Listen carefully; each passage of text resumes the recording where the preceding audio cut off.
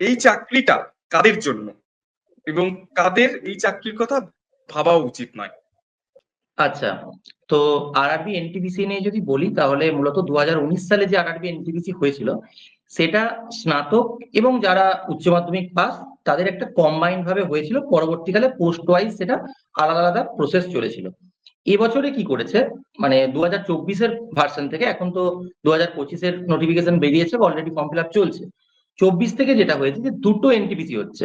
একটা for graduate level, যারা graduation করেছে যে কোনো স্ট্রিমে, তাতে এরকম কোনো কিছু না যে অনার্স করতে হবে বা এরকম নির্দিষ্ট একটা নাম্বার থাকতে হবে, মার্কস থাকতে হবে, সেরকম কোনো কিছু না।